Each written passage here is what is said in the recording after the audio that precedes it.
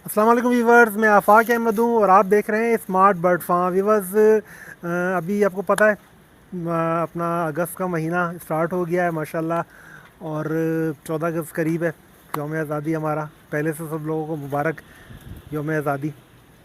तो अ, अभी जो ये महीना चल रहा होता है, इसमें आपको पता है कि ये बारिशों का महीना है। इसके अंदर बारिशें होती हैं कराची के अंदर काफ़ी दिन से, तकरीबन एक महीना होने वाला है। कराची के अंदर यानी कि सूरज तकरीबन ना होने के बराबर निकला है, मुसलसल बादल चलते रहते हैं।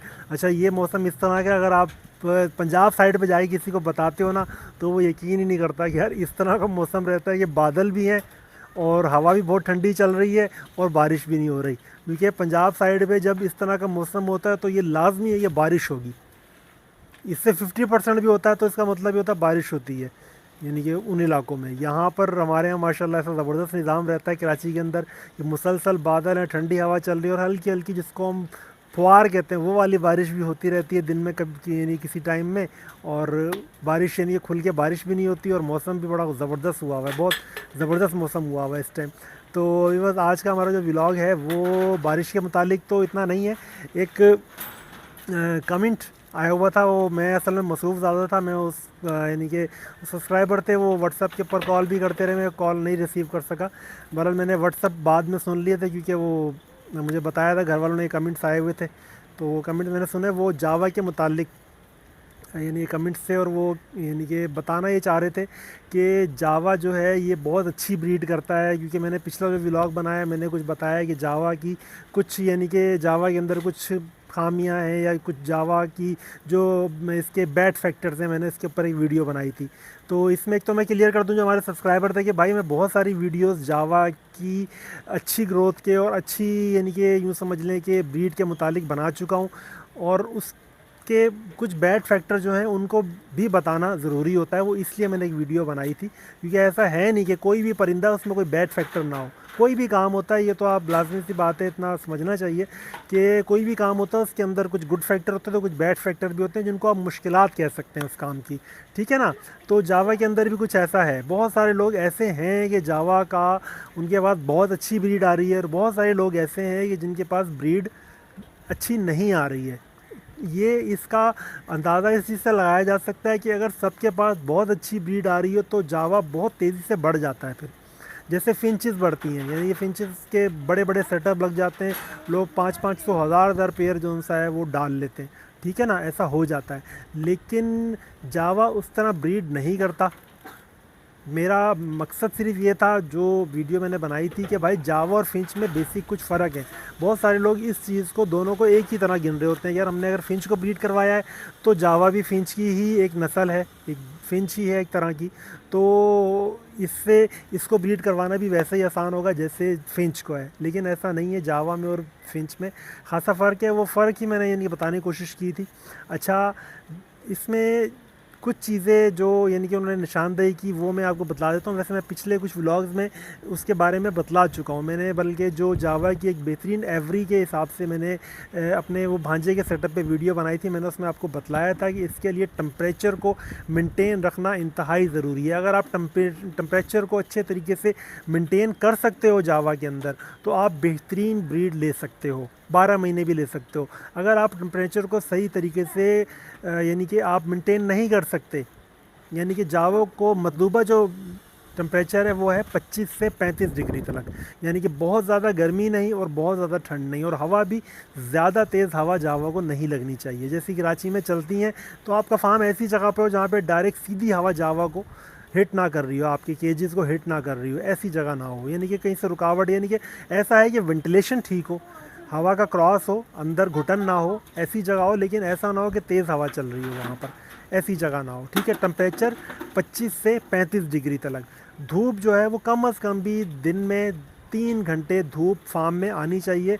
और वो ऐसी हो कि परिंदे चाहें तो धूप में बैठ जाएं और परिंदे चाहें तो धूप से एक तरफ होकर बैठ जाएं। क्योंकि मुसलसल धूप में बैठना ये सिर्फ डफ़ का होता है कि डफ़ को मुसलसल बिल्कुल धूप मिलती रहती है, तो वो भी उसके लिए बहुत बेहतर होती है। और डफ़ कोशिश करती है ज़्यादा से ज़्यादा धूप के एरिया में बैठे जाके।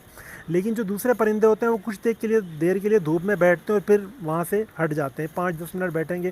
क्योंकि ये मैंने आपको शायद पहले भी किसी व्लॉग में बताया था कि जो परिंदे होते हैं या दूसरे भी कुछ जिसको कहना चाहिए कि रेप्टाइल्स होते हैं, इनको पसीना नहीं आता है। तो ये सिर्फ जो सांस लेते हैं ना, इससे अपने जिस्म का यानी कि जो टेम्परेचर होता है उसको मेंटेन करते हैं, हाँफना शुरू हो जाते हैं। आपने देखा होगा वो हाँफने का असल मकसद ये होता है कि वो जिस्म के अंदर जो गर्मी बढ़ जाती है, गर्मी की बाहर के मौसम की वजह से, वो उसको ठंडी हवा के ज़रिए उसको मेंटेन करते हैं टेम्परेचर को। लेकिन जिन यानी कि जानवरों को पसीना आता है, या जैसे हम इंसान भी शामिल हैं, पसीना आता है, तो पसीना भी जिस्म को ठंडा करने के लिए ही यूँ समझ लें कि फ़ायदेमंद होता है।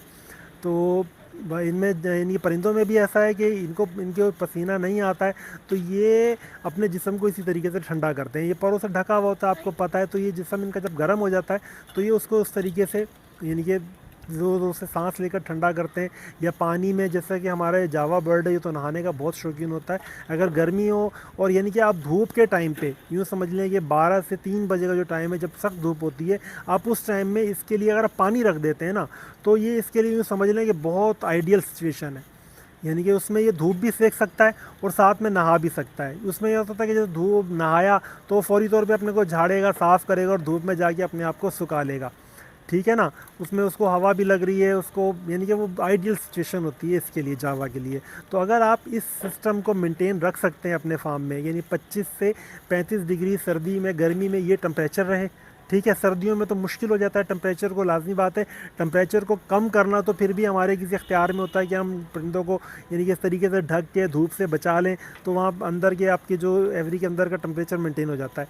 लेकिन सर्दी के अंदर ऐसा मुश्किल होता है। सर्दी के अंदर अगर आपके यानी कि धूप निकल रही है अच्छी, तब तो ठीक है। और लेकिन अगर यानी कि सर्दियों में भी ऐसा होता है कि कुछ जो हमारे पंजाब वाले एरियाज़ हैं या कराची में भी, वहाँ पे धूप सही तरह नहीं निकलती, तो वहाँ पे टेम्परेचर दिन में भी काफ़ी कम होता है।